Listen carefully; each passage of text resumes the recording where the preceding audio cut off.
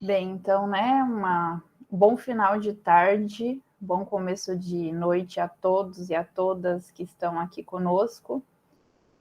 Primeiramente falar, né, que é uma honra, uma satisfação, né, faltam palavras para dizer o quanto a gente está feliz de alguma forma estar aqui com Wallace, né, um colega que se tornou amigo, apesar da gente ter trabalhando, né, se a gente compara numa linha temporal pouco tempo, mas a gente estreitou laços muito fortes.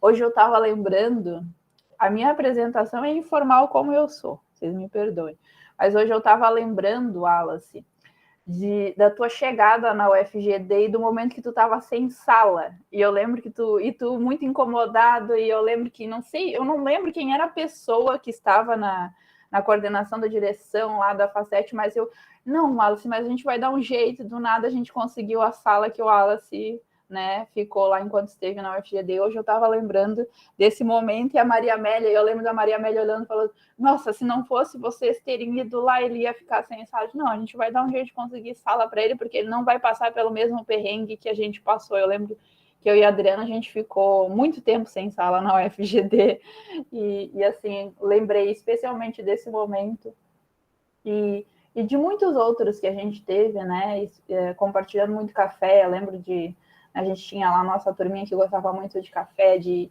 estar na nossa sala e de passar o café e chamar todo mundo, e era um momento muito prazeroso, né? São amigos, né, parceiros de trabalho que tornam esses interpéries, né, que constituem o nosso dia a dia mais leves e mais suportáveis de serem enfrentados, né? Então, assim, uma grande honra e uma satisfação imensa estar aqui contigo, Wallace, poder aprender contigo e te ouvir falar dessa temática, né, que é algo que te constitui enquanto professor e pesquisador.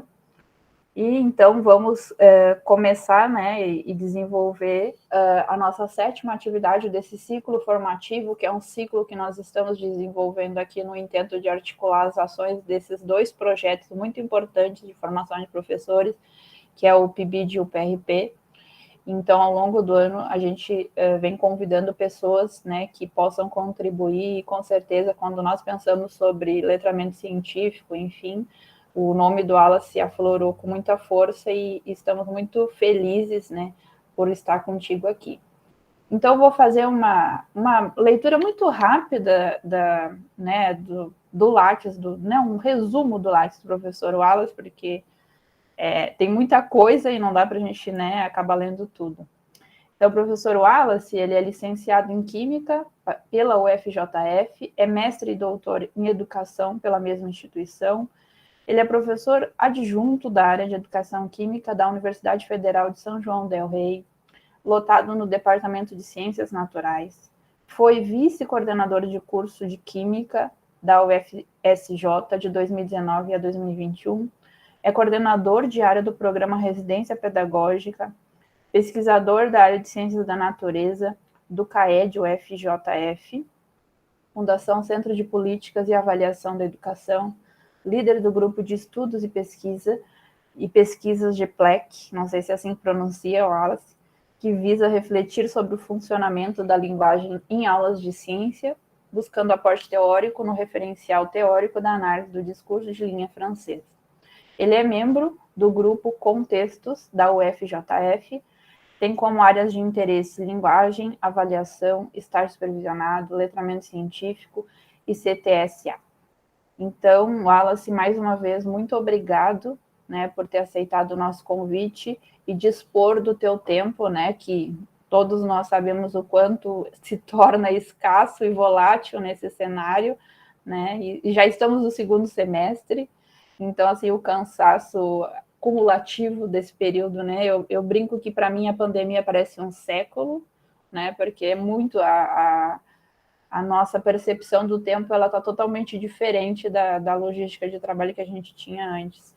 Então, né? Muito obrigada por te dispor a estar aqui conosco, e te deixo aí à vontade para organizar, para colocar aí a tua apresentação, e qualquer coisa que tu precisar, a gente está aqui para auxiliar qualquer questão, e já deixo de antemão, né, sinalizado, para os que estão aqui acompanhando, professores, licenciandos, enfim, né, não sei se existem outras pessoas, mas enfim, qualquer outros que estiverem aí, se quiserem ir deixando questões no chat, né, porque a ideia ao final da fala do Wallace é que a gente possa ter um momento de interação dialógica e que a gente possa trocar algumas ideias, né, então aproveitem a fala do professor Wallace, né, esse é um dos poucos aspectos bons desse cenário, que é o fato da gente poder contar com pessoas que estão geograficamente distantes da gente, né, aqui colaborando. Então, né, desejo uma boa palestra para o Wallace e para nós, que com certeza vamos aprender muito com ele. Passo para ti, então, meu amigo querido. Olá, pessoal. Boa tarde a todos e todas. Primeiro, obrigado, Vivian, pela apresentação, tanto formal, né, quanto a informal também, que às vezes acaba sendo até a mais interessante, né? É uma honra muito grande falar aqui hoje, principalmente porque toda vez que eu falo da UFGD, para onde eu vou, né, tem gente que passou a conhecer Dourados, Mato Grosso do Sul, assim, de tanto que eu falo ao meu redor. Principalmente Dourados. Quando falo Mato Grosso do Sul, as pessoas sempre remetem a Campo Grande. E aí eu falo, não, gente, Dourados é muito bom, a cidade é muito boa, eu sinto muita saudade das pessoas que eu fiz lá, da universidade. Então, é um lugar que eu carrego, assim, com o coração quentinho, sabe? Todo lugar que eu vou, eu passo, eu gosto de lembrar e de comentar dessa passagem que eu tive aí na instituição, que foi tão rápida, nem eu esperava que fosse tão rápida essa passagem na UFGD, né? Não tinha planos de voltar, as meninas sabem disso, muitos dos alunos também não tinha planos, mas a oportunidade surgiu e eu não sabia quando que eu teria uma outra oportunidade de ficar tão próximo da família. Então a decisão de sair da UFGD foi puramente proximidade geográfica da família e isso tem um peso na vida da gente, né? Então a oportunidade chegou e eu não me arrependo, principalmente nesses momentos tão difíceis que a gente tem vivido de poucos concursos, essa instabilidade toda de vaga, então dificilmente talvez eu teria outra chance de retornar, pelo menos a curto, médio prazo. Mas ao mesmo tempo, eu sinto muita falta do café com as meninas, do chá com a Elaine, né? Não esqueça que a Elaine não gosta do chá. Inclusive, sempre lembro da garrafinha térmica lá que ficou. Eu falei, não, você vai ficar com a garrafinha para você fazer seu chazinho aí. Então, muita saudade do Ademir, da Elisângela, que também não estão aqui, mas que eu deixo aqui registrado o meu abraço de muita saudade dessa turma, né? Para mim sempre foi um orgulho e hoje eu carrego isso para cá, que é o quanto que a área de ensino de química ela é diversa e ao mesmo tempo é um grupo muito coeso, unido. Isso é muito difícil. A gente vai transito às vezes por diferentes universidades, conversando com colegas, vejo o quanto que isso é difícil. E a gente conseguiu isso na UFGD, então é um motivo de muito orgulho para mim ter passado e ter feito parte dessa equipe e dessa instituição. Ao mesmo tempo também vendo aqui vários nomes de alunos, né, que foram meus alunos, Ana Cristina, Bianca, a Carla, inclusive, eu vou até comentar aqui hoje de um trabalho que eu desenvolvi com a Carla. Tem outros, a própria Keila, muito querida, eu conheci ela bem no finalzinho ali. Enfim, a Rayane também, né? Tem aí a Regiane. Então tem uma galera, o Luan, que foram os alunos aqui, então fico muito feliz de vê-los agora, alguns na etapa final, na residência, outros que eu não conheci, né? Mas eu tenho certeza que vocês estão com uma equipe excelente aí na área de ensino. Bom, eu vou projetar aqui a minha apresentação. E aí, eu deixo em aberto para vocês, tá? Se quiserem escrever, me interromper durante a apresentação, ou se quiserem, né, se a Vivian que está mediando, se quiser em algum momento também interromper com alguma pergunta do chat, também não tem problema. Às vezes deixar para o final, às vezes nem sempre é o melhor, mas se entender também que a dinâmica vai funcionar melhor assim, por mim tá tudo bem, tá? E aí como eu vou para a tela do PowerPoint, eu não vou ver mais o chat, então se em algum momento qualquer problema, se travar a internet, né, oscilar, esses problemas todos acontecem, podem tanto pedir para voltar, ou então, se sumir, acontecer um pane, pode mandar um WhatsApp para me avisar, que às vezes já aconteceu de estar dando uma aula, você está falando igual papagaio, e depois de meia hora você descobre que não tem ninguém te ouvindo, né? Então eu deixei até o celular aqui perto, que qualquer coisa eu vejo que tem alguma mensagem aqui, é sinal que teve algum probleminha, tá? Mas espero que não. É, E espero também contribuir, de certa forma, pensar um pouco práticas de leitura escrita, ao mesmo tempo pensar o letramento científico. É um tema que para mim é muito difícil de ser pensado em 1, 2 horas, porque à medida que a gente vai aprofundando, estudando mais, você fica, o que que eu vou falar, né? E ao mesmo tempo todo recorte há perdas. Mas ao mesmo tempo eu entendo que às vezes é por meio desses pequenos enfoques que às vezes dá um pouco de luz e direção para alguns alunos, ou dá dicas para algum professor, para alguma atividade que está construindo em algum desses programas, ou para o TCC. Então, pode ser algum encaminhamento nesse sentido. E, né, eu me coloco à disposição, já coloquei até o slide, no primeiro slide, o meu e-mail, e, e alguns de vocês, inclusive, me têm aí pelas redes sociais. Sempre que precisar, eu estou à disposição para dialogar, fornecer materiais, tá? Bom, então o título que eu pensei no primeiro momento é Ler e Escrever em Aulas de Química, apontamentos para o letramento científico. Eu coloquei aqui o meu e-mail, né? A professora Vivian muito bem falou. Atualmente, agora estou na Universidade Federal de São João del Rei, que é uma universidade do interior de Minas. A cidade tem aproximadamente 100 mil habitantes. A gente está geograficamente próximo de Belo Horizonte, 2 horas e meia de Belo Horizonte, 2 horas de Juiz de Fora, que é a minha cidade. Então, a gente tem, de certa forma, um privilégio de estar rodeado de muitas universidades, né? Que quando a gente está no momento presencial, isso contribui muito para a gente. A gente está perto de Lavras, Ouro Preto, UFMG, Juiz de Fora, Alfenas. Então, como a gente está bem no meio delas, então se favorece no raio de 300 quilômetros que a gente se desloque e acaba contribuindo com as nossas pesquisas. Então, eu acredito que muitos de vocês não conhecem São João del Rei, ou se já ouviram falar, pode ser que já tenham ouvido de Tiradentes, que é aqui do lado, dá 10 quilômetros, é uma cidade super turística, muito bonita, por sinal. Recomendo que, se vier a Minas, venha a Tiradentes fazer o passeio de trem que liga Tiradentes de São João del Rei. É um passeio muito bacana, muito bonito, e vale a pena. E se vier por aqui também, dê um sinalzinho para eu saber. Bom, a professora comentou que eu sou líder do grupo GPLEC, que é o Grupo de Estudos e Pesquisas em Linguagem e Ensino de Ciências. Esse grupo eu criei quando eu estava aí na UFGD ainda. A Carla deve lembrar, ela foi uma das primeiras a participar do grupo aí. Ele acabou não ganhando muita força quando eu estava, até porque eu fiquei 1 ano e meio na instituição, na UFGD. Ele não ganhou muita força porque eu estava no meio do doutorado, né?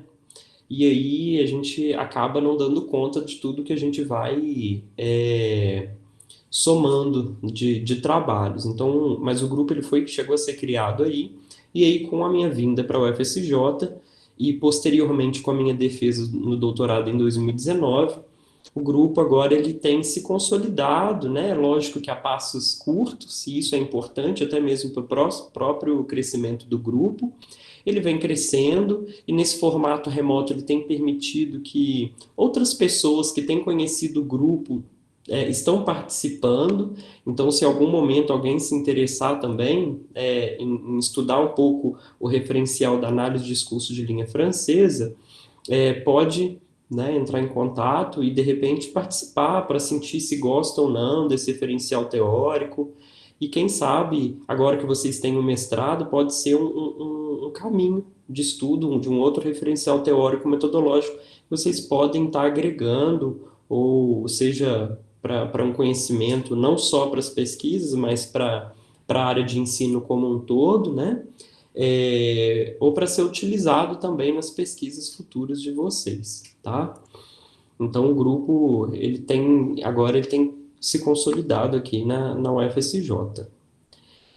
Então, gente, a primeira coisa que eu queria conversar com vocês E para entender um pouco desse referencial teórico-metodológico que eu venho falando, que é a análise do discurso, é um referencial muito denso, mas ao mesmo tempo, aqui eu quero trazer noções básicas do que a gente trabalha na análise do discurso, que vai me ajudar a pensar, por exemplo, as práticas de leitura e escrita e como que isso pode apontar para o letramento científico, tá? Então, como vocês vão perceber, aqui é a base da coisa, né? E por coincidência, a pergunta inicial que eu coloco é o que é uma base. E aí, quando eu coloco o que é uma base, os sentidos, eles podem ser muitos. Se vocês pensarem aí, provavelmente muitos de vocês pensaram na base como uma função inorgânica. Mas a gente sabe que esse é um termo extremamente polissêmico, assim como outros, né? Alguns podem ter pensado na base quanto um esmalte, a base de uma cama, como uma função inorgânica, uma base no sentido da maquiagem. A base na matemática, ela possui outro sentido, né?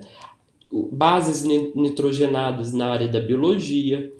Então, pessoal, o que eu quero dizer quando eu penso que essa palavra base, não só a palavra base, mas a linguagem em si, ela é polissêmica, isso é um dos princípios que regem o discurso e o funcionamento da linguagem, tá? Pensar que a linguagem, ela é opaca, ou seja, o sentido, ele não está ali automático. Apesar da gente ter a noção de que quando a gente lê a palavra, automaticamente já vem um sentido na cabeça, mas não é tão linear. O nosso cérebro faz isso de forma muito rápida.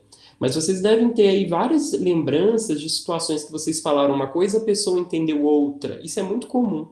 Seja num contexto escolar, seja numa briga de relacionamento, mas não foi isso que eu quis dizer. Porque a linguagem, ela é polissêmica, né? Mas por que isso, entender que a linguagem é polissêmica, é importante para nós professores, tá? Uma primeira coisa é que não basta a gente pensar que a gente tem que falar de forma clara, pausada, olhando para os alunos. É óbvio que isso é importante, mas não é suficiente somente a gente compreender isso, tá? Porque há outros elementos que vão determinar o porquê do aluno estar compreendendo dessa forma ou de outra forma. Então, isso é um dos fundamentos da análise de discurso. Ah, professor, então quer dizer que pode tudo? Não, não é que pode tudo dentro dos sentidos. O que vai determinar, por exemplo, se quando eu falo a palavra base, você está pensando no esmalte ou se eu estou querendo dizer de uma função inorgânica?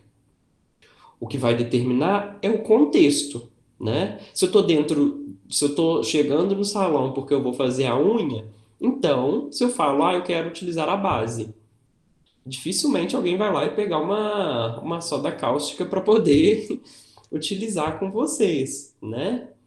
Se você está chegando no salão para fazer uma maquiagem, você fala base e automaticamente a pessoa vai pegar uma base para fazer a sua maquiagem. Então, o sentido ele está muito atrelado ao contexto. É por isso que a gente tem essa sensação de que automaticamente eu falei a palavra, o sentido está grudado na palavra, tá? O contexto é que está determinando o sentido. E aí, por isso que é muito importante a gente entender que em aulas de química, eu passei sem querer o slide aqui, em aulas de química, o sentido ele vai ser determinado pelo contexto. Mas a gente não pode esquecer que os alunos já vêm para a sala de aula com uma série de concepções da vida e de outras disciplinas sobre, por exemplo, a palavra base. E aí a gente tem que tomar muito cuidado, porque a gente naturaliza isso, porque para a gente, enquanto professor, está muito claro que a palavra base em aulas de química é uma função inorgânica. Mas para os alunos não está. A gente tem que entender que não é os alunos também esquecer o que eles entendem sobre a palavra base.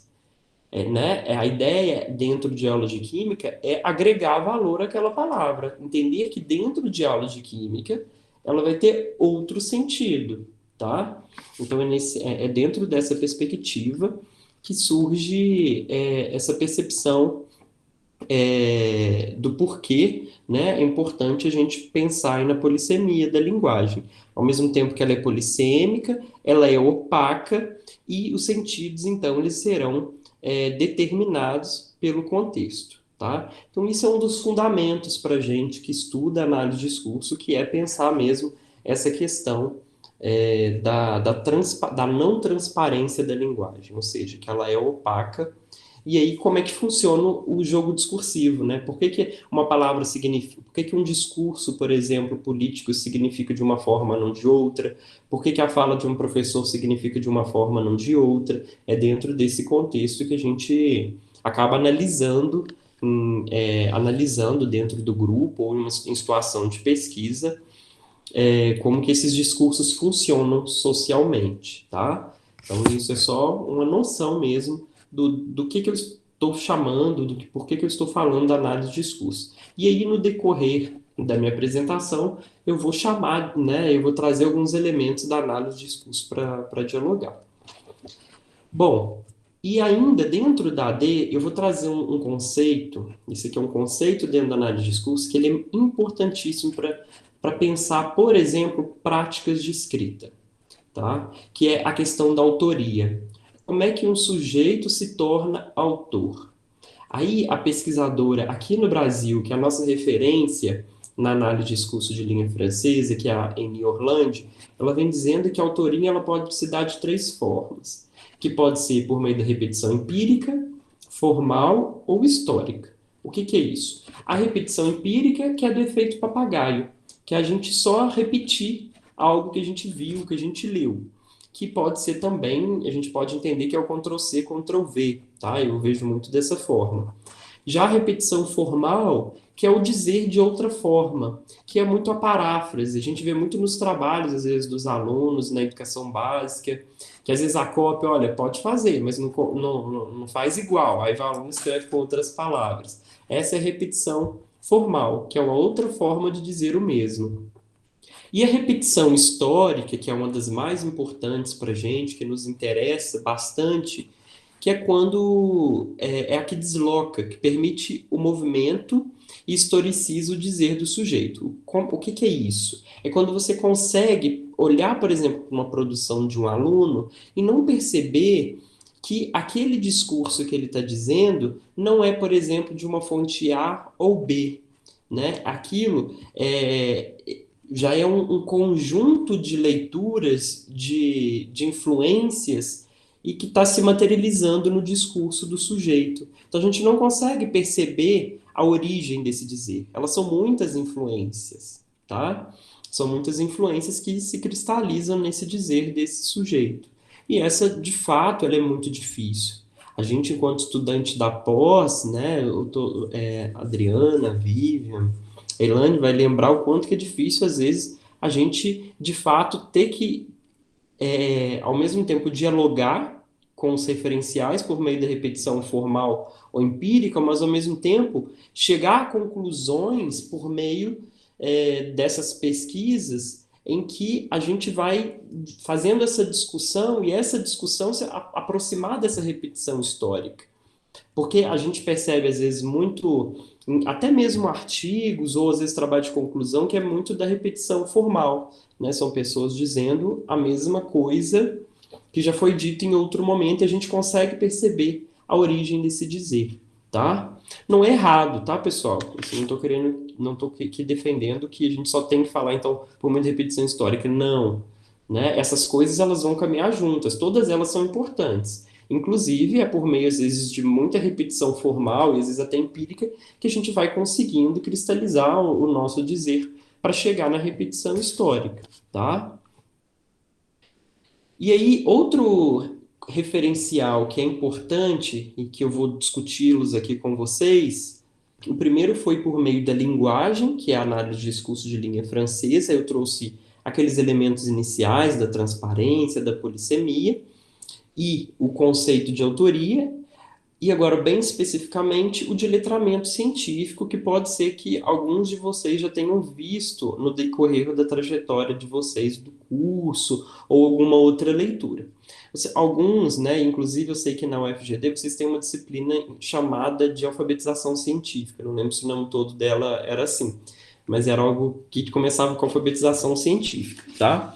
Ela pode sim se aproximar do letramento científico, né? Não vou entrar aqui no mérito agora discutir alfabetização e letramento, alfabetização ou letramento científico. A gente pode ter essa conversa no fim, tá? Mas é porque eu ia perder aqui pelo menos 5 ou 10 minutos só para dizer o porquê de utilizar letramento científico e não alfabetização científica.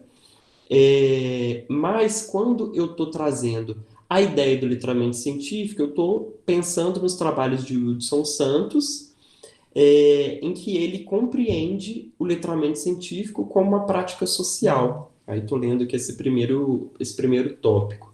Cabendo ao sujeito a capacidade mínima de agir como consumidor e cidadão, indo além dos princípios e fenômenos básicos do cotidiano até a capacidade de tomada de decisão. Ou seja, é fazer uso desse conhecimento científico no seu cotidiano e na tomada de decisão, tanto na esfera local quanto global, tá?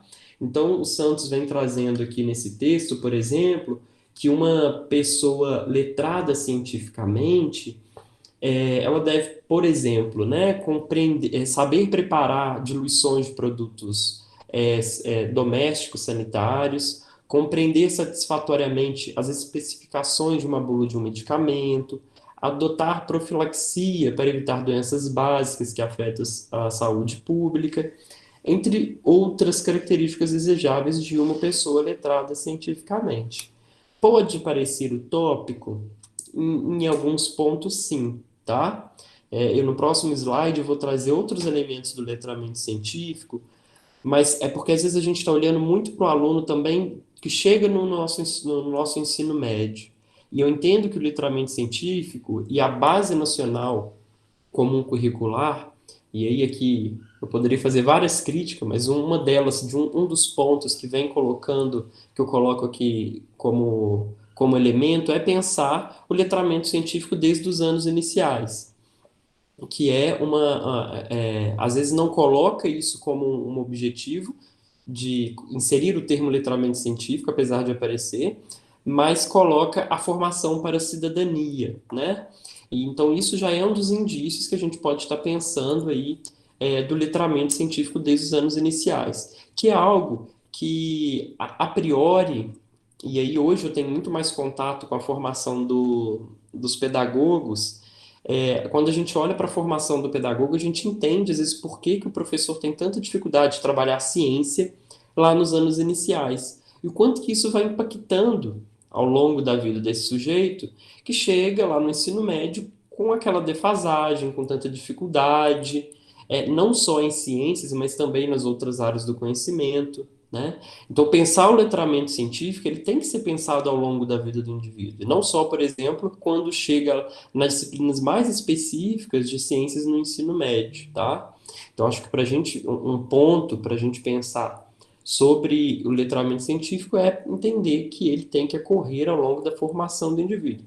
Ah, mas isso quer dizer que a gente não pode, então, trabalhar com letramento científico nas aulas de química, hoje, sabendo de todos esses problemas? Não, tá? Não, não é porque a gente não pode chegar entre aspas, no ideal que a gente não vai trabalhar com ele, né? Mas eu sempre falo, então, o que é possível a partir disso, o que é possível a gente trabalhar em aulas de química, em aulas de física, biologia, né? Acho que isso que é importante. Às vezes os alunos reclamam de muita utopia nas leituras, mas então vamos para o campo de o que é possível dentro disso, então, e ressignificar esse conhecimento a partir do que está posto, né? Porque pensar a área de ensino é pensar que esse conhecimento, ele nem sempre mesmo ele vai se adequar a uma realidade, por exemplo, da cidade de Dourados ou de São João del Rei, né? São cidades muito distintas, com características muito distintas, mas há pontos que se comunicam. E aí, quando vocês veem, às vezes, uma produção daqui, pode pensar que não cabe aí. Mas o que é possível aprender com ela? O que é possível dialogar com essa produção e que cabe no cenário do Mato Grosso do Sul? tá? Então é nesse sentido que eu venho pensando o letramento científico. E aí, Wildson Santos, que é a referência que eu trabalho para pensar letramento científico, vem pensando o letramento científico a partir de três eixos, tá? O primeiro é com relação à natureza da ciência, que é pensar mesmo como que trabalha um cientista, e são questões muito interligadas com outras áreas do conhecimento, como história, filosofia e sociologia da ciência. Outro eixo é a linguagem científica, que é um dos eixos que a gente talvez mais trabalha nas escolas, né? Às vezes a gente tem um enfoque muito grande na linguagem científica, não que ela não seja importante, porém a ênfase somente nesse eixo que acaba sendo, entre aspas, o problema, né? E um terceiro eixo, nessa linha, associa a perspectiva da ciência e da tecnologia, tá? Eu sei da disciplina aí de vocês que chama Química e Sociedade, lá vocês estudam CTS, né? Tem vários autores que vêm falando que trabalhar na perspectiva CTS é fomentar o letramento científico. Então, falar de letramento científico não está, por exemplo, desconectado daquilo que vocês estudaram ou estão estudando lá na disciplina de Química e Sociedade, tá? Então, se pensar CTS é fomentar o letramento científico, aqui eu estou trazendo os elementos, né, que compõem, que dão base a essa perspectiva do letramento científico. E aí o Wildson Santos vem trabalhando com esses três eixos: natureza da ciência, linguagem científica e aspectos sociocientíficos. E aí a gente podia fazer só um curso só para pensar, né, as possibilidades a partir desses três eixos.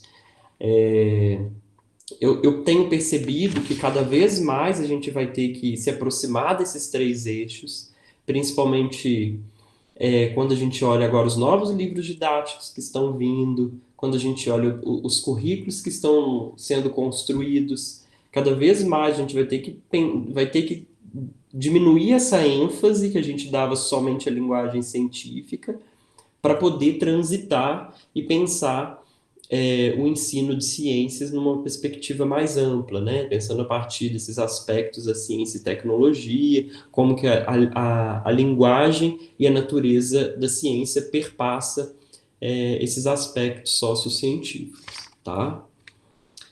Bom, feito esse primeiro embasamento aí mais teórico sobre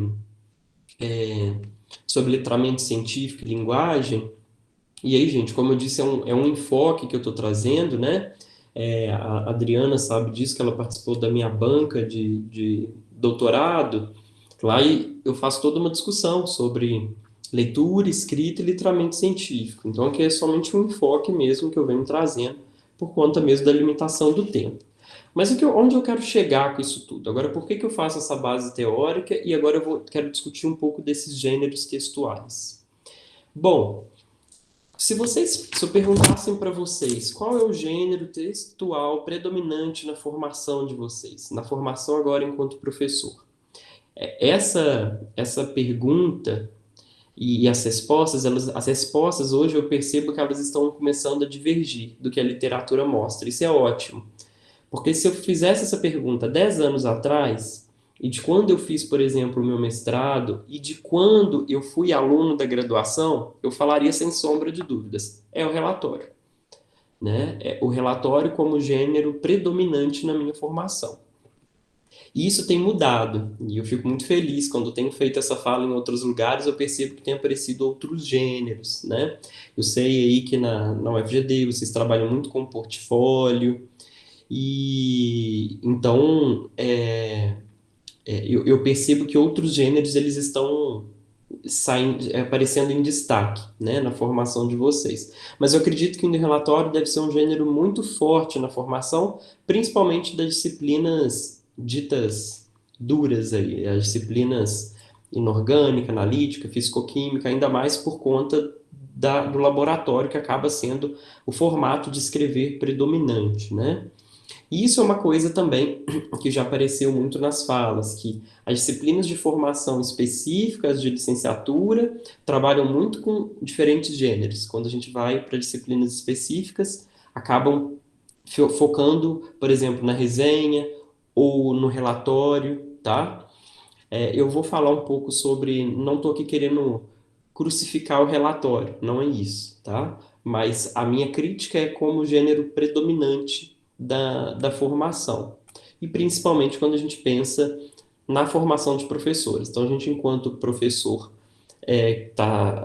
que já é formado em formação, é importante a gente vivenciar e conhecer e saber utilizá-los na nossa prática, tá? E aí, ó, se vocês olham que é uma pesquisa de 2012 de Silva, colocam o uso de relatórios, por exemplo, no estágio, eles parecem não se configurar em prática de escrita acadêmica significativas para a formação de professores autônomos. Mas a ideia não que o relatório não possa ser utilizado no estágio, não é isso. Mas é o problema, às vezes, do relatório como apenas um produto, como uma proforma, que é o que Silva traz, que é aquele relatório que você entrega, às vezes, só lá no último dia de aula e não teve nenhuma reflexão sobre o processo, né? Aquilo virou apenas uma burocracia. Isso era muito comum naquele modelo 3+1, nos currículos mais antigos, em que às vezes o professor que dava o estágio não tinha nenhum reconhecimento, né, da carga horária, a disciplina de estágio, entre aspas, qualquer um podia dar ali naquele contexto, então bastava você ir lá, fazer observação, a regência e fazer um relatório. Era sempre uma proforma, então era nesse sentido que vinham esses relatórios. E aí até mesmo na minha tese isso apareceu em alguns momentos, né, como a predominância e caracterizando como um produto que deverá ser entregue ao final do curso e com pouca reflexão. E aí eu trabalhei com uma outra perspectiva, que eu chamava de relatos, e aí aparecia na fala dos estudantes, né, o porquê de escrever relatos ao invés de relatório. A questão de ser um pouco mais escrita, mais fluida, mais dinâmica. Isso aqui são termos que apareceram nas falas dos alunos. Útil, confortável, traz mais uma sensação melhor nesse processo de escrever, tá? Então, como síntese disso, pessoal, eu entendo que o relatório, enquanto gênero textual, ele não deve ser negado ao estudante, por ele tem potencialidades na sua utilização, tá? Inclusive, escrever relatório, ele faz parte do uso social. Então, consequentemente, ele se aproxima do letramento científico. Você pode fazer uso social de um relatório e você tem que saber utilizá-lo, seja enquanto químico, enquanto professor, ou em qualquer outra situação social que você se depare com um relatório. Então, produzir e saber ler um relatório é muito importante, tá? A crítica, ela vem muito forte, né? Eu coloco aí nesta tese, no privilégio no privilégio que é dado na formação e, ao mesmo tempo, ele enquanto um produto, né? Sem uma devida, às vezes, até um feedback para os alunos. Porque o que acontecia, às vezes, não era nenhum um retorno daquele produto final do que havia sido produzido ao longo do estágio.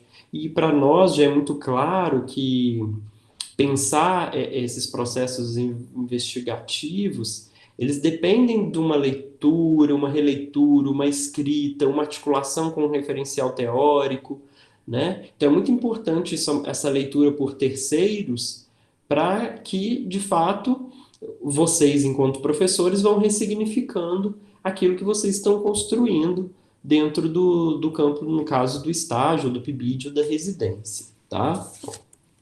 Então, a minha crítica, ela vem nesse sentido. Bom, e aí eu quero chegar na educação básica, que eu acho que esse é um eixo importante. Como são as práticas de leitura e escrita em ciências / química na educação básica? Eu falei na formação inicial de professores, o gênero predominante, e na educação básica. E aí cada um pode lembrar aí como eram essas atividades de leitura e escrita de cada um, mas eu vou falar um pouco do que eu escuto quando eu levo essa discussão para os meus alunos, né? Uma das primeiras coisas com relação, por exemplo, à escrita, que o professor leva para mim é que, olha, eu não peço muita atividade de escrita porque vem o Ctrl+C, Ctrl+V. E aí acaba eu fazendo papel de bobo, às vezes tem que corrigir aquele tanto de trabalho igual, né? E aí os alunos, você pergunta ao professor, você trabalha com atividade de leitura? O professor, não. Talvez ele não trabalhe com a leitura direcionada, com aquela intencionalidade, mas ele pede que o aluno leia o livro didático, às vezes ele passa algum material paradidático. Ele tem sim, ele trabalha com leitura, ele talvez não tenha intencionalidade, tá? Mas isso acontece de forma indireta dentro da sala de aula. E aí, gente, pensar, por exemplo, práticas de escrita na educação básica, eu vou trazer um enfoque aqui maior na escrita nesse momento. Quando o professor fala que não trabalha, às vezes, com atividades, né, não pede muitas produções escritas dos alunos, é por medo mesmo desse, vamos dizer assim, desse plágio que vai vir da internet, né? E como que a gente pode fugir disso? Eu acho que isso é uma coisa muito importante. Eu acho que isso que às vezes me instiga e me mobiliza para pensar práticas de leitura escrita. Como incentivar produções escritas que deslocam lá da repetição empírica e passa para formal histórica, e ao mesmo tempo que fomente o letramento científico. Eu acho que isso que é o ponto, né? Importante e central aqui da minha fala. A Carla vai lembrar que ela foi minha bolsista lá do PIBID, quando eu cheguei com a ideia de, vamos, recém-chegado no FGD e assumi ali o grupo do PIBID, vamos trabalhar com práticas de leitura escrita. Houve uma certa resistência, inclusive dela, ela vai lembrar disso, né? E aí a Carla fez um trabalho muito bacana sobre produção de jornais em aulas de química no primeiro ano. Depois, se ela quiser, ela pode falar um pouco dessa experiência que eu vou trazer aqui.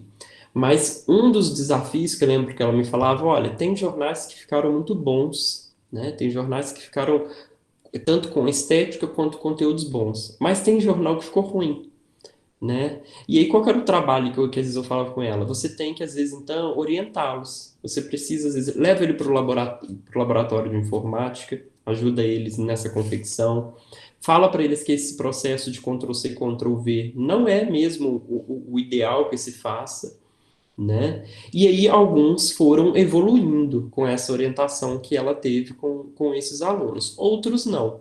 Isso é normal, gente. Se você dá uma prova tradicional, tal como vocês, às vezes a gente está acostumado, e se a gente faz isso em química, às vezes de 40 alunos numa turma, 15, 20 vão bem, outros 20 vão muito mal, né? E isso acontece com frequência. E aí aí às vezes você fala isso para um pibidiano, para um residente, para propor uma atividade entre aspas, diferenciada, eu não gosto muito desse termo, mas você propõe uma atividade que está fugindo disso, professor, não deu certo, só a metade que fez o trabalho, e aí esquece que metade também só estava conseguindo realizar a prova. Mas o que às vezes a gente não percebe é que essa metade que está fazendo o jornal, às vezes, pode ser que dessa metade ali tenha 5 ou 6 que eram daqueles que não estavam fazendo lá na prova. Então, quando você diversifica o seu instrumento avaliativo, às vezes você dá chance de atingir outros alunos, principalmente porque às vezes envolve um processo criativo. E tem alunos que às vezes têm dificuldade com a química, né? O aluno às vezes tem dificuldade, mas o aluno é muito bom em desenho, às vezes o aluno é muito bom em poesia, que eu sei que é um trabalho que a Elaine faz, às vezes o aluno gosta, por exemplo, de tocar música, enfim. Quando a gente diversifica a forma de avaliar, e aí eu estou pensando nessa diversidade por meio de práticas de escrita, isso pode fazer com que a gente atinja outros alunos, tá? Que às vezes não estariam sendo atingidos. E tem aluno, gente, que infelizmente não vai ser atingido por N fatores, né? Seja porque ele realmente não está afim, ou tem mil coisas acontecendo fora da escola que às vezes a gente não tem controle e domínio. Então a gente encontra o professor também, eu falo isso, eu sei que essa fala é muito voltada para os pibidianos residentes, para acalmar o coração. Porque às vezes a gente entra com a expectativa muito alta e a frustração é muito grande quando a gente não tem aquele resultado que é o ideal, né? Não que a gente não possa se incomodar e pensar como mudar esse resultado. Eu acho que isso sim a gente tem que fazer. Mas achar que não dê certo porque justamente não atingiu um todo, é isso que eu estou falando, que a gente precisa se afastar dessa concepção, tá? Eu vou trazer aqui alguns exemplos, eu vou tentar, eu estou me organizando para encerrar aqui, eu preparei a fala em torno de em uma hora, até 7h40, para eu finalizar a fala para a gente ir para as perguntas. Mas eu Uau! gostaria de... Oi, Só, desculpa te interromper, mas é que imagina. como tu deixou aberto, né? A Sim, Carla, né, que tem sido mencionada por ti aí na tua fala, levantou a mão aqui. Então, acho que sim, se tu achar interessante, a gente pode liberar para ela interagir. por favor, Carla. Saudades, inclusive. Deixa eu voltar para cá para ouvir você. Bom, boa noite. É incrível estar te ouvindo aqui. E eu, assim, eu só vou falar porque acho que talvez eu tenha que sair antes, porque tem uma avaliação hoje. Mas falando sobre o trabalho, eu acabei recordando assim do processo e eu vejo hoje assim que quando foi, acho que a minha primeira atividade assim que dentro das ciências não dentro das ciências humanas, trabalhar com leitura e escrita, eu fiquei, meu Deus, será que vai dar certo? Né? E aí a gente teve aquela questão assim muito negativa dos alunos, né, no primeiro contato em propor essa atividade. E aí eu lembro que o professor Matheus, ele foi super aberto e ele não trabalhava com esses tipos de produção, né, dentro da escola. Então eu lembro que ele encarou assim de uma maneira fantástica. E o Matheus me marcou muito também, assim, no meu contato com a escola. Eu falo assim, quando eu estiver na escola, eu quero ser um professor da educação básica como o Matheus, assim, e da versatilidade que ele tem no ensino. Mas, assim, o que eu consigo perceber hoje, que eu consegui me aprofundar um pouco mais, assim, na leitura, na área, que hoje eu não estou produzindo meu TCC na área do ensino, mas eu pretendo, se futuramente um mestrado ou uma área do ensino, e quero trabalhar com a parte da leitura e escrita, né? É uma possibilidade. E eu vejo, assim, que a gente acaba não vendo a potencialidade que é trabalhar com leitura e escrita, né? Porque ela traz, assim, literalmente uma expressão do pensamento. E aí eu, assim, só porque a gente acabou caracterizando mesmo, né, que essas práticas são das ciências humanas. E então eu vejo a importância, e aí a gente, que nem você comentou, a gente teve, assim, trabalhos que foram incríveis, fantásticos, e aí a gente entendeu que sim, que o contexto social, econômico do aluno também interfere muito nesse processo, né, e que a dificuldade dos professores em não trabalhar com leitura escrita, não diretamente, né, também acaba interferindo muito no processo de formação do próprio aluno, desde lá do ensino básico. E aí a gente tem visto isso dentro da universidade. Então, assim, ter tido esse contato na universidade, porque quando eu lembro na educação básica, as minhas práticas de leitura e escrita eram de fato um livro didático, né? Então, eu nunca tinha tido contato com essas atividades, como, por exemplo, ter trabalhado produção de cartas ou gêneros textuais no ensino de química. Então, assim, só dizendo que isso contribuiu muito na minha formação e eu sou extremamente grata, assim, pela sua contribuição.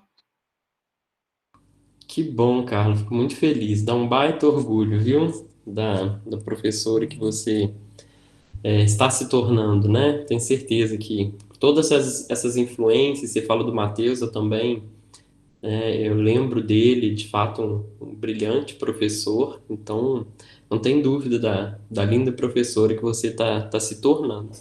E aí a Carla traz duas coisas que eu acho que é importante, que é pensar num processo. Às vezes esses alunos estão muito, às vezes não, na maioria das vezes estão muito enraizados naquelas práticas tradicionais. Que eu não estou dizendo que, não estou crucificando essas práticas, tá, gente? Não é nesse sentido aqui que eu quero trazer isso. Mas é importante, e a minha defesa é sempre na diversidade das ações que a gente tem que pensar enquanto professor. Entender que, por exemplo, quando entra uma aluna do PIBID lá fazendo uma proposta de leitura escrita em aula de química, os alunos, Jornal, professor? Se é aula de português, não, é aula de química. É um estranhamento. E mesmo apesar do estranhamento, houve mudanças e houve um bom produto, né, por alguns grupos.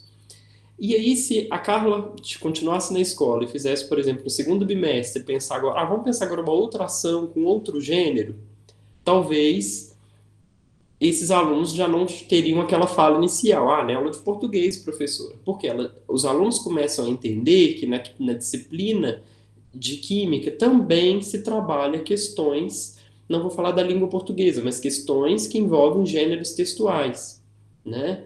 Então, acho que é nesse sentido que é importante a gente pensar, tá? Que é um processo, né? Que no primeiro momento tem resistência, mas à medida que os alunos vão conhecendo a dinâmica de trabalho da sua disciplina, eles vão entendendo a dinâmica, né, de funcionamento de trabalhar com práticas de leitura e escrita em aulas de química, tá? E ao mesmo tempo, né, que é uma defesa de pensar de que ler e escrever não é de responsabilidade exclusiva de língua portuguesa, porque é um fardo muito pesado que esses professores carregam. Até em química, a gente coloca que o aluno não sabe a regra de três, está a culpa do professor do matemática. O aluno não sabe ler e escrever, então é do professor de língua portuguesa. Não estou aqui querendo tirar a especificidade da área, porque tem, e aí cabe somente ao professor de língua portuguesa, mas incentivar práticas de leitura e escrita, elas devem permear não só a área de língua portuguesa, tá? Isso aqui foi um trabalho, gente, que eu desenvolvi enquanto professor na educação básica. E aí, assim, nesse momento, eu não tinha esse olhar, por exemplo, para o letramento científico, tá? Já deixo claro para vocês. Mas hoje, olhando para esse trabalho, eu consigo perceber, por exemplo, apontamentos para o letramento científico. Bom, como de costume, e aí para vocês pensarem assim, nossa, o professor, então ele deve ter feito um super trabalho. Não, gente, eu era um professor super iniciante, estava ali no meu terceiro ano como professor na educação básica, porém eu sempre gostei de escrever, e por estar na pós, acabava que eu gostava de escrever e divulgar essas práticas com os colegas, tá? Então era isso que acontecia. Mas só para vocês entenderem, né? Era um conjunto de aulas, e aí em alguns momentos eu fazia tal como é feito tradicionalmente. Por exemplo, eu comecei a aula para discutir os modelos atômicos, com aquele experimento que você coloca um objeto misterioso dentro de uma caixa. Peço que as pessoas identifiquem o que tem dentro da caixa. Pode balançar, ouvir, ver o peso e pedir para que as pessoas desenhem o que será que tem ali dentro. Isso, para mim, naquele momento, o meu objetivo era que as pessoas compreendessem mesmo o fazer científico, né? Ao mesmo tempo entender que o átomo a gente não consegue enxergá-lo, mas a gente consegue criar modelos a partir, no caso ali daquele experimento, por meio da observação. Então essa era a dinâmica de entender um pouco do fazer científico. E, ao mesmo tempo, eu fiz uma discussão com os alunos, por meio de um PowerPoint, em torno dos modelos atômicos, sempre tendo como referência o livro didático. Mas o meu foco aqui, na atividade de leitura, naquele ano, acho que foi 2015, 2016, esse trabalho, que era, por exemplo, a leitura do Diário da Dilma, da revista Piauí. Aí, João Vanderlei Geraldi, que é uma referência da área da linguagem, vem falando que existem diferentes formas, né, da gente ir até um texto, que pode ser apenas buscando uma informação, que é perguntar ao texto, você quer uma resposta específica, tá? A leitura, estudo do texto, que significa ir ao texto para escutá-lo, ou seja, não para retirar dele uma resposta pontual, uma pergunta, mas para retirar dele tudo que ele possa fornecer. Isso acontece muito quando a gente está estudando por exemplo, para uma prova. A gente não vai, às vezes, muito direcionado no ponto. A gente está estudando vários capítulos que a gente quer compreender como que aquele conhecimento está sendo construído. A leitura é pretexto, que é quando você utiliza o texto na produção de outras obras, que foi o que eu utilizei. E a leitura fruição, que é a leitura por prazer mesmo, né? Assim, numa intencionalidade, que é muito comum, às vezes, aquele livro de cabeceira, né? Leitura de férias, de final de semana, que é uma leitura mesmo por prazer, tá? E aí eu utilizei do Diário da Dilma, que eu vou mostrar para vocês aqui, que era para construir o Diário do Cientista. Qual que era a minha intencionalidade com isso? Bom, vocês vão ver que o Diário da Dilma não é o diário escrito pela Dilma, tá? Mas é um diário escrito pela revista Piauí, em que humaniza a Dilma. E naquele tempo, gente, ainda nem tinha tanto essa discussão como é hoje política. Eu acho que se eu trabalhasse esse texto lá hoje, talvez eu teria talvez até processado, né? Porque eu trabalhei, no caso desse trabalho, foi na escola particular, no Balão Vermelho. Talvez teria sido até processado por ser uma escola privada. Mas para mim era muito claro o objetivo desse texto. A Dilma sofria muitos ataques naquele momento, que era aquele período que estava começando a polarização entre ela e o Aécio. Então, era um ponto de colocar que não só a Dilma, mas que os cientistas, eles são pessoas humanas. E as pessoas tinham que ter muito cuidado quando escreviam, por exemplo, na internet, ataques, que isso, por trás, né, daquela figura pública, é uma mãe, é uma mulher, ao mesmo tempo ela tem primos, tios, enfim, tem uma rede de pessoas que sentem com aquele impacto. Então a gente tem que tomar muito cuidado. Por mais que às vezes a gente odeie uma determinada pessoa, a gente tem que tomar muito cuidado com aquilo que a gente está dizendo, né? Porque aquelas vezes a gente não está ferindo somente aquela pessoa, mas a gente está ferindo pessoas próximas. E aí eu trouxe isso como uma humanização, no caso da presidenta, mas também para trabalhar os modelos atômicos, que era o meu objetivo maior. Então, os alunos leram o Diário da Dilma e eu dividi a turma em grupos, não. Eu coloquei cada aluno para falar de um cientista, e aí, obviamente, repetia, mas é muito bom quando repete o trabalho, repete o cientista, porque você percebe fortemente aqueles elementos lá da linguagem, que é o mesmo assunto e pessoas falando de diferentes formas sobre ele, sabe? Então, isso é muito bom quando a gente coloca, às vezes, o mesmo tempo para grupos ou pessoas diferentes. E aí, o Diário da Dilma pedia para as pessoas fazerem um diário dos cientistas, tal como no formato do Diário da Dilma, que tinha esse formato. Gente, era mensal e saíam todos os dias do mês o Diário da Dilma, num tom muito irônico, tá? Aí vou ler só o 1º de junho aqui de um ano que eu nem sei qual que é. Dizem que junho não é um mês bom para sagitarianos, com ascendente escorpião. Então, nem se fala. Já deixei 2 recados com minha astróloga. Deve ter alguma coisa encralacrada no meu mapa. Palocce e pneumonia ninguém merece. Minha tia queria trazer um pai de santo muito bom aqui da Ceilândia para tirar uma olhada. Começo hoje uma trezena de Santo Antônio. Não aguentei e li meu horóscopo online. Sua lua está apontada para Vênus. É tempo de mudança, renove os ares antes que seja tarde. Tomei um Rivotril. Então depois no dia 2 de junho, ela vai ver Guerra dos Tronos, né? Cordel Encantado, ela fala aqui do Lula. Então, é um texto que a gente não imagina, por exemplo, que a gente vai ler da Dilma, tá? Então, é por isso que traz um tom cômico da coisa, né? Porque será que é mesmo essa rotina? Será que se aproxima? Então, eu pedi para os alunos criarem os diários dos cientistas. E, gente, teve algum desafio? Teve, né? Como, por exemplo, às vezes encontrar fontes para falar desses cientistas. Eu precisei recorrer a alguns livros, até mesmo refinar alguns materiais para alguns alunos. Teve dificuldade também, às vezes, na própria construção do gênero diário. Às vezes, alguns alunos não entendiam muito bem. Aí tive que pedir o professor de português explicar quais são os elementos do gênero diário, tá? Mas, ao mesmo tempo, o que os alunos mais gostaram de fazer é de criar o tom cômico, né? De criar um tom cômico para aqueles cientistas. E com isso, os alunos foram estudando, por exemplo, história da ciência, que é algo que, em geral, ou passa batido ou não se gosta de estudar, porque é uma leitura chata, né?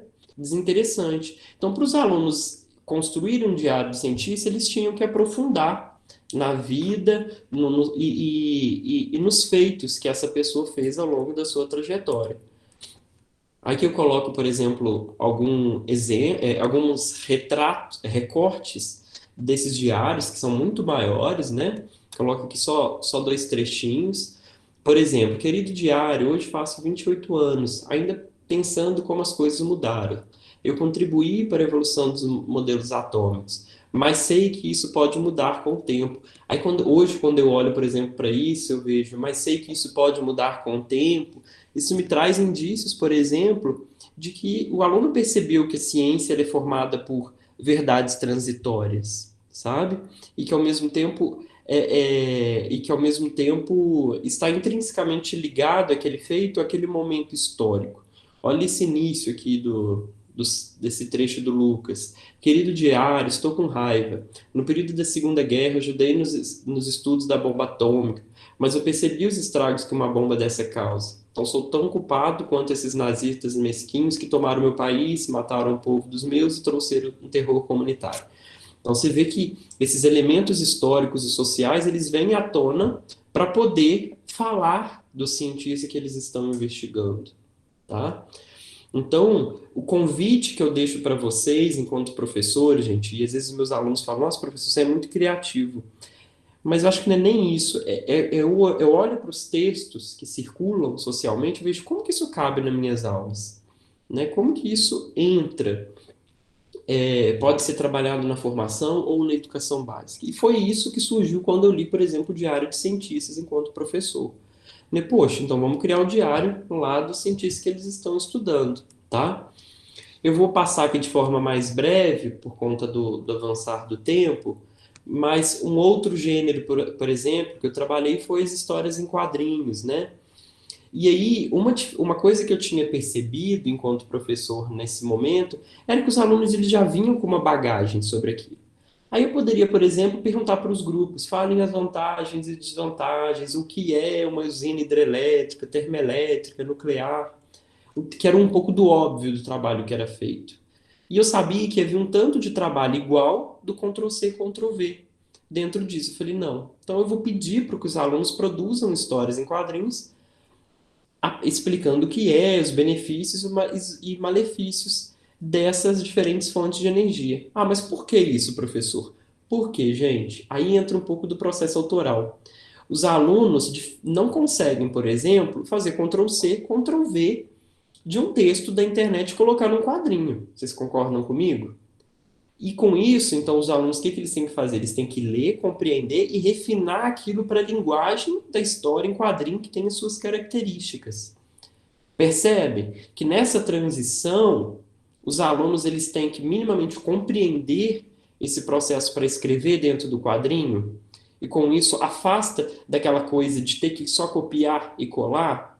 Ao mesmo tempo, né, no caso de alguns grupos, tem algumas pessoas que têm alta habilidade de produzir desenhos. Você atinge e motiva, às vezes, aquele aluno dentro da sua aula que não gosta, às vezes, de desenhar. Desculpa, que não gosta muito de escrever por meio da prova formal. Né? Então, você atinge, às vezes, aquele aluno para que ele possa também fazer parte dentro da sua turma, né? E dentro desse processo avaliativo mais amplo que você está pensando. Aqui são alguns dos exemplos. Vocês podem ver que tem alunos que desenham muito bem, outros como eu, assim, que desenham nesse tipo, assim, de árvore, né? E tá tudo bem, gente. Eu acho que o objetivo aqui eu não estou querendo formar artista. E até mesmo o professor de arte, tenho certeza que ele também não estaria tão preocupado assim com a estética, porque nem todo mundo desenha como esse menininho aqui que fez como um anime japonês, né? A gente tem que ter essa sensibilidade de perceber entre aspas, aí o termo habilidade que cada um tem, tá? E aí outro gênero que foi o da Carla, que ela falou, do gênero jornalístico, eu não vou aqui aprofundar, né? Mas aqui a capa de alguns dos jornais que eles produziram lá, a gente escreveu um trabalho sobre isso, tá? E aí, nesse gênero, por exemplo, às vezes, o que eu lembro que a Carla comentava comigo é que quando entrava no jornal, dava brecha para o Ctrl+C, Ctrl+V. Por quê? São textos mais longos. Então, percebe que cada gênero, às vezes, vai facilitar ou não, mas mesmo, às vezes, um gênero que facilite o Ctrl+C, Ctrl+V, a cópia, a gente pode também ir fazendo com que o aluno se posicione e vá fomentando, por exemplo, repetição formal ou histórica. Aí uma dica. Os alunos estão fazendo Ctrl+C, Ctrl+V, então o professor, numa primeira versão, o que ele faz? Ele começa a comentar e fazer perguntas na caixinha lateral. Por quê? Os alunos têm que responder a partir das provocações. E aí, às vezes, as perguntas não tem na internet. E aí eles precisam responder aquelas perguntas. E aí gera com que os alunos vão tendo esse posicionamento sobre aquilo que eles estavam inserindo, tá? Aquelas informações que eles estavam inserindo. Então, olha, percebam como que eles foram criativos dentro do jornal, né? Criação de caça-palavras, palavras cruzadas. E esse último também fiz aí, eu fiz questão de colocar os trabalhos que desenvolvi com os alunos. Vocês devem lembrar, não sei se já formou, a Leia, a Mônica, que foram os mapas conceituais. Esse já é bem mais conhecido entre vocês também desenvolvem, né? Acabam utilizando muito. E os mapas têm essa coisa também muito forte, que cada aluno produz um mapa diferente. Dificilmente alguém vai produzir um mapa igual ao outro, tá? Que são práticas de escrita. E aí, gente, tem outros trabalhos que desenvolvi com práticas de leitura e escrita. E eu acho que, de forma bem geral, já deixando aqui o meu obrigado, mas de forma bem geral, gente, eu sei que são muitas informações, mas é pensar como que eu posso pensar no gênero textual e qual gênero eu vou utilizar, né? E a partir desse gênero, como que eu posso fazer com que os alunos comecem a se posicionar dentro desse gênero? E aí, quando isso começa a acontecer, você começa a perceber quais são os eixos que vão se aproximando do letramento científico, tá? Não dá aqui para eu poderia trazer, às vezes, alguns exemplos e mostrar como que aparecem aqueles 3 eixos do letramento científico. Mas, ao mesmo tempo, em alguns momentos, determinado gênero, um eixo vai estar mais em destaque do que o outro, por exemplo, o aspecto sociocientífico. Outras vezes vai ter uma ênfase maior na linguagem, mas é importante que num todo, no planejamento maior do professor, esses 3 eixos apareçam, tá? Acho que aí a ideia é essa, né? Não é, às vezes, numa produção textual, então eu tenho que pensar que vai aparecer natureza, linguagem, aspecto sociocientífico. Não. Se aparecer, ok. Às vezes não é o objetivo. Às vezes o objetivo de trabalhar com aquele gênero é mesmo ver um posicionamento mais social do aluno. E está tudo bem. E dentro de um planejamento maior, vai aparecer elementos da linguagem científica, da natureza da ciência, tá? Então é nesse sentido. Gente, muito obrigado. Sei que eu falei demais, né? Até acelerei aqui um pouquinho no final, mas eu deixo aberto. A Leia tá aí, que gracinha. Oi, Leia. Obrigado, Wallace. Sempre muito bom te ouvir, né? Prazeroso e aprendente, que eu acho que junta 2 dimensões, vamos pensar assim, que são muito importantes nesse processo, né? A gente aprende com gosto, é muito bom te ouvir. Que bom, fico feliz. Eu sei que a gente está num cenário, Wallace, de semana de provas. Então, assim, eu tenho algumas provocações, algumas reflexões para fazer, mas antes de começar, porque a gente sabe, né, que alguns alunos têm que 19 horas adentrar esse espaço, né, para realizar atividades avaliativas, enfim, esse espaço que não é físico, vou deixar aberto aí se algum aluno, né, quiser comentar com elas, fazer uma pergunta ou, né, dar um oi, né, esses alunos que já desenvolveram algumas atividades contigo, e aí depois eu faço algumas reflexões, algumas provocações. Alguém gostaria de conversar com a Alice? Leia, se você quiser falar alguma coisinha também, como foi a experiência? Oi, boa Também noite. levantou a mão aí. Oi, Professor, querida. faz pouco tempo que eu entrei, porque eu estava no trabalho, mas é super importante esse papo.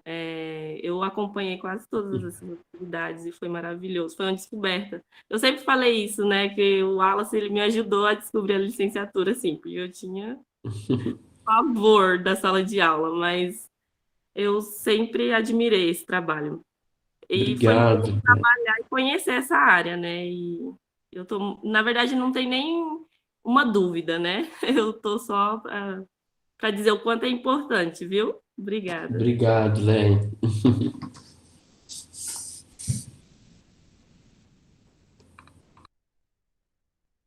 Não sei se mais alguém quer lançar alguma provocação, algum aluno quer dar um oi, comentar. Senão a gente vai avançando, né? Também para não prender muito a Alice aqui. Se alguém quiser se manifestar, ou levanta a mãozinha ou comenta alguma coisa no chat, tá? Enquanto isso, eu queria mais uma vez te agradecer, Wallace, pela tua fala, né? Muito didática, né? É uma preocupação muito grande de que a gente possa ir acompanhando o teu raciocínio, né? Partindo do que tu chama de base. Eu confesso, Wallace, que eu estou num movimento de estudar tanto e criticar tanto a Base Nacional Comum Curricular, que a primeira coisa que eu penso quando eu ouço a palavra base é Base Nacional Comum Curricular e uma nuvem negra, uma nuvem preta, escura, sombria, não pensa em coisas boas, né? Então, olha, né, a questão da polissemia e do contexto em que cada um de nós estamos imersos, né? Eu, como uma pesquisadora de currículo e de formação de professores, estou inundada pela base, mas a Base Nacional Comum Curricular. Então, assim, muito bacana, né?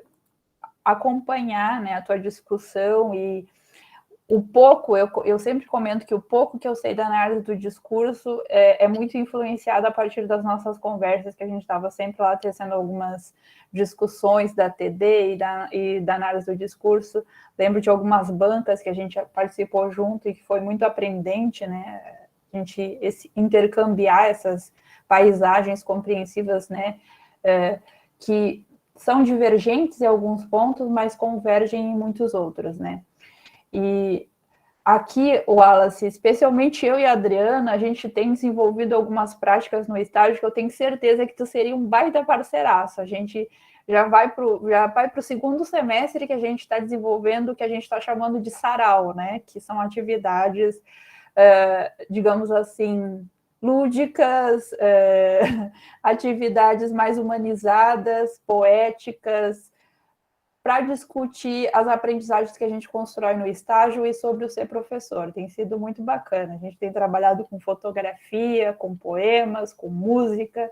Tenho certeza que se tu tivesse aqui, tu ia amar estar junto com a gente nesse momento. Certeza. Depois quero conhecer melhor esse trabalho, viu? Fiquei curioso. E aí, né, por também estar, digamos assim, imbricada nesse movimento que tem me levado a entender a formação de professores como uma experiência estética, né? Eu tenho refletido muito sobre o quanto nós precisamos desenvolver nos professores já formados e nos que estão em formação essa dimensão mais humanizada sobre fazer ciência, sobre ser professor, especialmente por algumas características históricas e epistemológicas que estruturam a nossa área e a caracterizam como uma área dita dura, né? E nós, na educação química, sempre estamos fazendo um movimento de amolecer, vamos pensar assim, essa área, né? Então, a tua fala, né, muito influenciada por conta desse momento que eu estou vivendo, me fez refletir muito sobre isso, sobre a questão do argumento que tu vais tecendo acerca da importância de que nós possamos ir desenvolvendo a autoria, e desenvolvendo a criatividade, e também me fez pensar muito sobre uma questão que nos momentos em que eu tenho conversado com orientando, com aluno, enfim, eu tenho falado muito sobre a importância da gente ler textos que transcendem os obrigatórios, né? A cultura da leitura, ela está se esvaziando e está se perdendo, né? Infelizmente, a gente acaba... Eu menos, né? Porque eu não sou das redes sociais, quem me conhece sabe, eu sou um pouco retrógrada nesse sentido, admito a minha limitação, mas como alguém que não é imersa nas redes sociais, eu percebo que, né, há uma geração de leitura instantânea e de uma leitura que não aguce a criatividade, que não possibilite a compreensão de um contexto histórico, político, econômico, cultural de uma maneira diferente, né? Então, acho assim, a tua fala me fez refletir muito sobre isso, né? Me pareceu muito que a tua defesa, mais do que colocar as coisas em caixa, em falar uma classificação, uma tipologia do que é o letramento, do que é a alfabetização, transcendeu no sentido de um argumento mais complexo, no sentido de nós pensarmos realmente sobre a necessidade de humanizarmos a ciência, humanizarmos o professor. E esse é um processo que oportuniza a transformação da escola e da sociedade em que a gente está inserido. E para isso nós podemos pensar essas ações e essas práticas, como tu chama, de leitura e escrita, né? E o que me chama muito a atenção é essa questão da criatividade e da autoria, que apesar de não trabalhar com os mesmos referenciais teóricos que tu trabalha, acho que o que a gente tem mais comum é o Geraldi, que eu leio desde a graduação, né, unânime, mas eu também tenho percebido da minha zona, da minha forma de enxergar essa questão das práticas de leitura e escrita, a importância de nós desenvolvermos a criatividade e desenvolvermos a autoria. E por meio dessas ações, né, eu trabalho muito com carta, um portfólio, e essas ações oportunizam mesmo que a gente desenvolva isso nos nossos alunos e que eles consigam olhar a ação docente a partir de uma perspectiva diferente. Mas todo esse enredo, né, eu não sou nem um pouco objetiva, né, a minha dificuldade é uma aprendizagem que eu preciso construir, mas eu queria, se tu pudesse compartilhar conosco, Alice, assim, da tua experiência como professor, quais são, assim, digamos, desse teu percurso, né, desse tempo que tu vem trabalhando como professor e como pesquisador, quais são as zonas, digamos assim, mais limítrofes quando a gente trabalha com essas práticas de leitura e escrita? O que tu enxerga, assim, como devires que a gente ainda precisa construir enquanto professores e pesquisadores que acreditam nessa perspectiva, né? Então, se tu pudesse compartilhar conosco aí algumas reflexões nesse sentido, te agradeço. Se não deu para entender a minha pergunta também, tu me fala que eu repasso, que eu sei que às vezes eu vou tangenciando muitas coisas. Não, eu acho que eu entendi sim, assim, eu acho que é o que falta, né? O que precisa vir, ou o que eu espero em torno desse trabalho com leitura e escrita. Eu acho que é em torno disso. O que eu acho que, assim, dentro disso tudo, e quando eu incentivo, e aí falando um pouco da formação de professores, eu acho que o que falta mesmo é esse movimento da criatividade, né? Primeiro, eu acho que os nossos alunos têm que gostar de ser leitores, acho que é uma primeira coisa, assim. E aí, quando eu falo ser leitor, não é o leitor do artigo científico, porque isso é chato mesmo, sabe? Em geral é chato, é muito difícil a gente gostar, que é uma escrita muito dura, muito engessada, né? Às vezes muito densa. Mas eu acho que para a gente pensar nesse aguçamento da criatividade, é importante ser leitor. E aí, seja o leitor dessas pequenas minúcias da rede social, porque às vezes é isso que vai gerar uma criatividade que até mesmo atinge os nossos alunos, eu acho que isso é importante também, né, quando liga principalmente com adolescentes, mas outras leituras também. Eu tenho o hábito, por exemplo, de ler a revista Vida Simples, e ali aquilo me inspira, né? Acho que a gente precisa de leitura, e aí leitura não só de texto, uma leitura que nos inspira enquanto professor. E essa inspiração vem automaticamente, eu percebo que ela vai levar à criatividade, né? Então, eu acho que esse é um grande desafio, assim, eu acho que promover com que os meus alunos leiam, né, eu enquanto formador, isso acontece, fazer com que eles escrevam, mesmo que de forma obrigatória, às vezes dentro da disciplina acontece, mas eu acho que para internalizar isso nos professores, tem que vir o gosto por meio daquilo, né? E eu acho que o gosto vem muito quando aquilo se torna um processo criativo, né? E isso que é o grande desafio mesmo desse trabalho que eu venho desenvolvendo, sabe?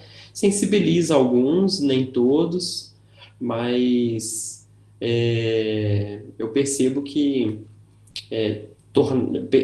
se tornar leitor, eu acho que é um grande desafio, uma vez que esses alunos entram para ciências exatas achando que não vai ter que ler mais, que não vai ter que escrever. Então, primeiro um trabalho de sensibilização do quanto que é importante, né, ler e escrever, e para aí que a gente chegue nesse objetivo maior aí, de pensar essas práticas mais criativas, sabe? E aí sim vão se tornar professores melhores, entre aspas, digamos assim. Dri?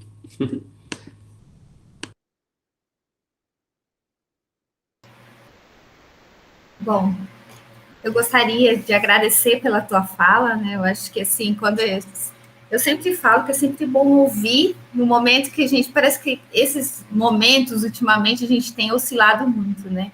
E certas oscilações, dependendo do que a gente escuta, a gente parece que tem uma energia, dá uma força, de algum lugar ela vem, né? E eu acho que a tua fala de hoje, nesse sentido, nos fez repensar muitas coisas e, além disso, também nesse sentido da humanização que você vem falando, que isso muito me alegra, eu compartilho dessa tua fala e me encontro nela também. Então, parabéns pela tua fala, pelos seus argumentos, pela forma como você vai trazendo, entrelaçando, né, tantos referenciais, como também as suas práticas. Eu acho que foi muito interessante, eu acho que nossos alunos precisam disso, tenho certeza que foi muito formativo para eles também. Mesmo depois, aqueles que não tiveram, que não estão aqui, eles terão acesso à gravação depois, então eu penso que isso é muito importante, né? E aí eu vou saindo um pouquinho, né, talvez pensando um pouquinho no que você falou e refletindo um pouco sobre a questão da importância do letramento científico nas séries iniciais, né? E aí você falou a sua relação e a sua aproximação com talvez com o campo da pedagogia, né? E o quanto isso, de repente, quando chega lá no 9º ano do ensino fundamental, o aluno, nossa, agora eu vou ter química, meio que misturado ali com a física, e chega no ensino médio, vem a química já de uma forma mais, assim, muito, eu diria até muito dura, né? E aí, de repente, como é importante, né? Como você nos faz pensar e ali refletir sobre a importância dessa ciência ainda nas séries iniciais, né? E o quanto isso é marginalizado, né? E aí, quando a gente pensa, aí eu vou me voltar de novo na base da BNCC, influenciada, obviamente, pelos estudos, principalmente os estudos e a crítica da Vivian, né? Quando ela fala dessa BNCC, e quando aí a gente olha para a BNCC do campo da pedagogia, isso ainda fica mais gritante, né, Wallace? Porque a supervalorização da matemática e do português, ela é ferrenha na BNCC. Então, assim, se agora já é marginalizado, o que vem por aí, infelizmente, não são bons ventos, né? Então, isso também é uma preocupação, né? E aí, quando você traz essa discussão, eu acho que é importante mesmo para a gente repensar sobre essa evolução, né?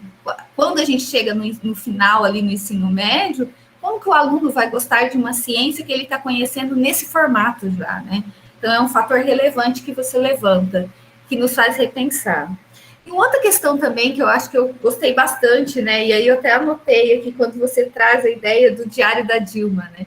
Eu, por ser uma leitora da revista Piauí também, eu gosto bastante, eu acho bem interessante. E no contexto que você falou daquela época, que se fosse hoje, obviamente, no momento polarizado que nós estamos, poderia ser diferente, mas como foi importante, né, pensar nessa ideia da construção do diário, né, essa ideia que você traz, então eu achei muito interessante, parabéns pela tua atividade, eu acho que isso é o que nos mobiliza, né, Wallace?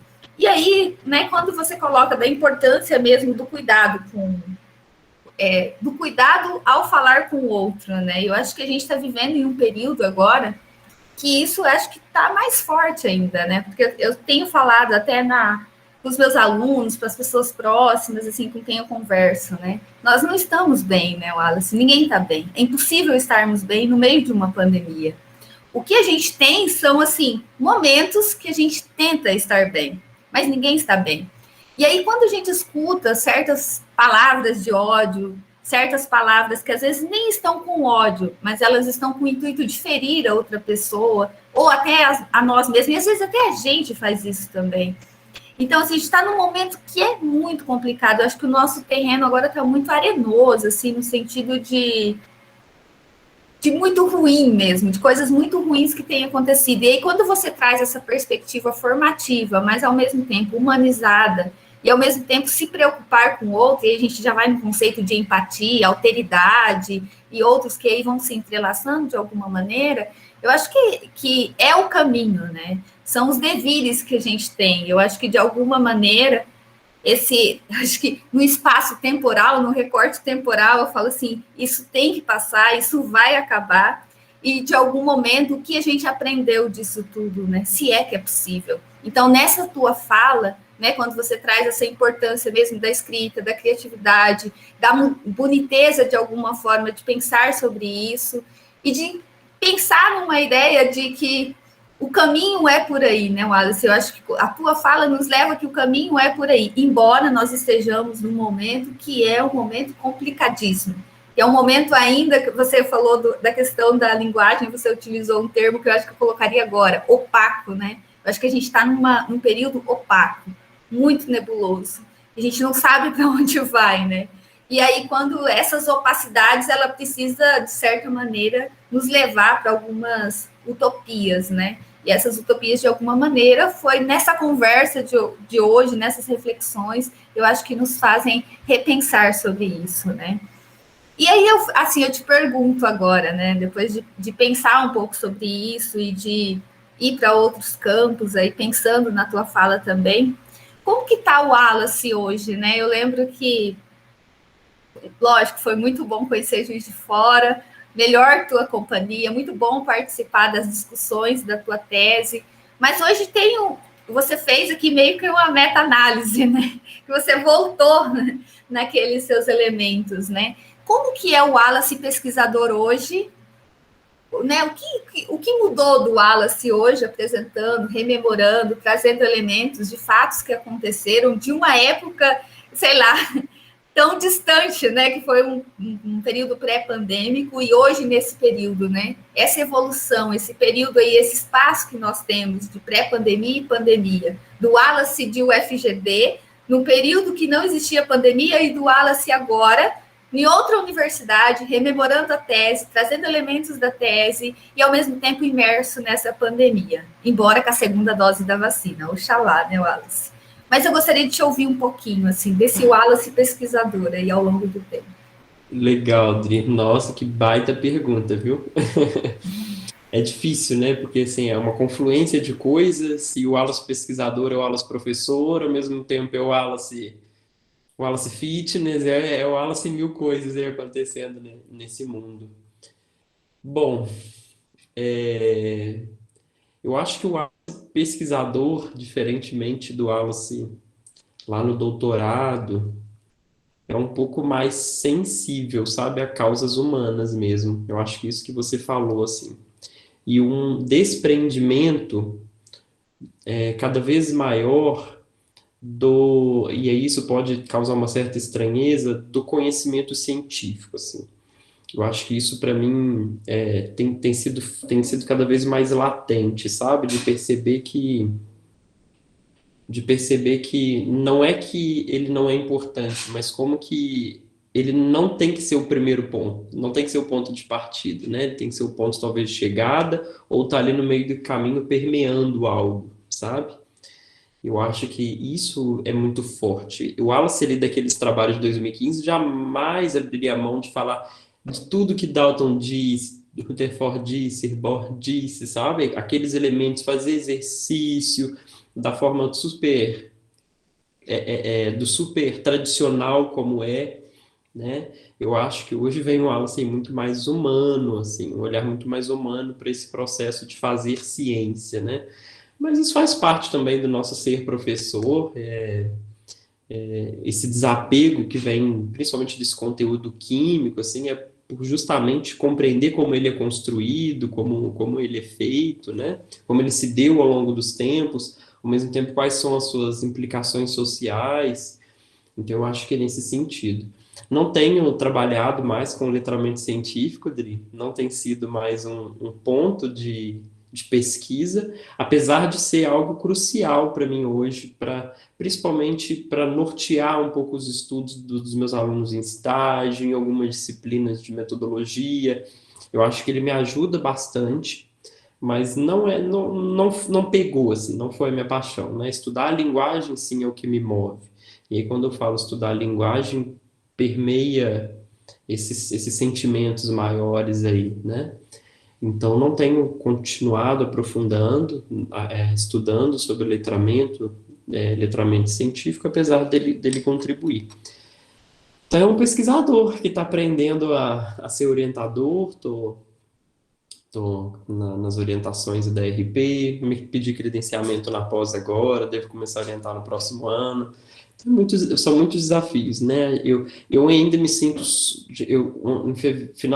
início do ano, vai completar 5 anos no ensino superior, eu ainda me sinto super início de carreira, assim, eu não me sinto, estou longe de falar que eu sou um professor já consolidado, assim, sabe? Me sinto super iniciante, cada hora eu descubro uma coisa super nova, super burocrática, principalmente quando entra na universidade, a gente não conhece quase nada, né?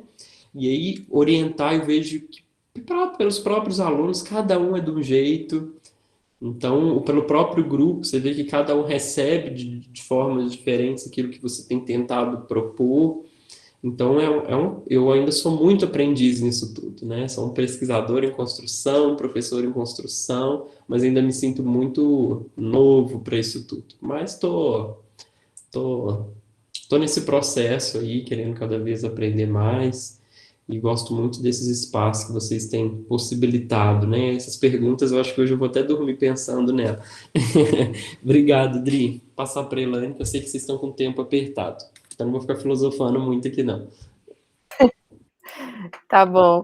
Então, eu queria começar agradecendo, Alice, mais uma vez, em nome, né, como estou na coordenação do PIBID, pela sua fala, como a gente, quando foi organizar esse ciclo, né, formativo, nós começamos a pensar em temas, né, e quem poderia foi o seu nome, né, que apareceu bem nessa linha, né, temática. Então, agradecer muito pela sua participação, como a Vivian já ressaltou, né, essa parte do remoto nos possibilitou isso, né, talvez um ciclo formativo presencial, a gente não teria como conseguir trazer você, então agradecer mesmo pela fala, colocar como você não, como você colocou na sua apresentação, eu gosto dessa parte, como disse você, né, que eu trabalho com essa parte de poesia, trabalhei com a poesia, né, no meu doutorado, não com essa perspectiva do letramento científico, né, eu vou mais para a área da semiologia, né, mas isso eu estou conseguindo, acho que aos pouquinhos, sabe, Wallace, queria colocar para todos e todas aqui, colocar um pouquinho já nos meus alunos, né, porque eu recém, né, terminei, vamos pensar assim, veio tempos pandêmicos e PIBID, mas os meus PIBIDianos já estão conseguindo trabalhar com algumas ações, então eles já fizeram algumas ações com poemas, por isso que eu até chamei atenção para algumas pessoinhas ali no chat, né, então eles já conseguiram levar um pouquinho, e eu trabalhei uma formação com eles, colocando isso que você nos traz, sabe, Wallace, da importância de você levar outros gêneros, né, para que o aluno não pense que ele só vai ver poema, que ele só vai ver jornais, que ele só vai ver, né, outros tipos de linguagens, vamos colocar assim, só lá na literatura, na língua portuguesa, né, mas que ele pode e deve, né, vir a fazer parte da sua vida nas aulas de química. Então, isso eu acho que eu vou ao encontro do que as profs que elas estão mais com o estágio, né, a Adri com a Vivian, elas estão trabalhando nessa perspectiva, e eu mais com as outras disciplinas e com o PIBID, a gente está tentando inserir, mas quando eu coloquei com você ali no chat que concordava com você, né, a ideia, assim, de que a gente precisa primeiro fazer com que eles leiam, que eles sejam leitores, eu concordo com você. A partir disso, porque não é todo mundo que vai gostar de um texto jornalístico, não é todo mundo que vai gostar de uma história em quadrinhos, não é todo mundo que vai gostar de um poema, né? Vamos pensar assim. Mas primeiro eu tenho que me deixar ser leitor, né? Deixar ler. A partir disso eu vou me identificando, vou conhecendo, né? E aí, nessa perspectiva, eu vou muito ao encontro da sua fala, né? Então, eu me vi em muitos momentos da sua fala, até porque as últimas vezes quem ministrou alfabetização científica, química e sociedade fui eu. Então, assim, eu fui muito ao encontro da tua fala, fui rememorando, pensei, nossa, realmente é isso, sabe? Isso. Então, agradecer mesmo, não tem nenhuma pergunta, mas agradecer por mais oportunidade, assim, de, como a Adri falou, como a Vivian colocou, abrir, assim, mais possibilidades para a gente repensar em algumas ações, né? Claro que a gente já vem fazendo algumas, mas a tua fala, acho que nos deixou, assim, eufóricas no sentido de vamos pensar mais algumas ações, né? Vamos colocar em prática mais algumas coisas. Então, é nesse sentido, Alice, agradecer muito pela sua participação, e que bom que deu certo você estar conosco nesta noite. Que bom, Elaine. Obrigado, de verdade, gente. Eu tenho feito o movimento de me afastar, assim, sabe? Às vezes até recusando algumas coisas porque eu tô bem saturado de tela, mas vocês, assim, jamais eu falaria não, né? Então, eu tô muito feliz, não só pela oportunidade de falar para vocês, mas ao mesmo tempo de matar um pouco da saudade da instituição e da amizade que a gente criou aí nesse período que foi 1 ano e meio, mas parece que foi pelo menos uns 5, né? Que eu fiquei aí. Então, a gratidão mesmo por esse encontro.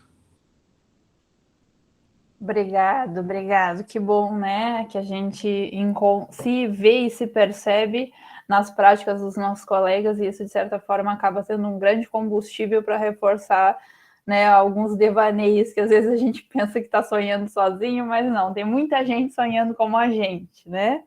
E, bom, pelo avançado da hora, eu acho que a gente pode se encaminhar para o final. E aí, Wallace, eu leio, eu sou muito da leitura, eu gosto muito de ler, eu sou uma leitora e digamos assim, uma pessoa que gosta de ler e escrever desde muito nova, né? Então, assim, eu fiquei pensando, nossa, da quantidade de livros que eu estou lendo, porque depois do doutorado eu leio muito mais, tenho lido muito mais por, digamos assim, volição do que por obrigação. Então, eu tenho lido alguns livros, nunca tenho pegado um só para ler, eu vou lendo vários ao mesmo tempo, e eu pensei, que texto que eu posso trazer para, de certa forma, tentar provocar uma reflexão e que se articule com o Wallace, e que se articule com o que ele defende, e que, de certa forma, também nos possibilite pensar sobre letramento científico, sobre divulgação científica, que também se torna uma indicação, porque eu acho que a gente precisa começar a mostrar para os nossos estudantes possibilidades de leitura. Então, eu selecionei um dos livros que eu estou lendo 3 ao mesmo tempo, mas eu selecionei um deles, que é esse livro chamado Líquido, que é um livro que eu recomendo para vocês, é um livro muito, muito bom para quem tiver interesse de ler esses textos com um cunho mais de divulgação científica. E ele, para quem não conhece, ele trabalha, né, a partir de uma metanarrativa em que o autor descreve, de certa forma, o trânsito dele em um percurso de viagem de avião, e aí, em alguns momentos, eu até lembrei do meu trauma de viagem de avião, eu lembrei da Adriana, tem umas epígrafes aqui no livro que me faz pensar, né?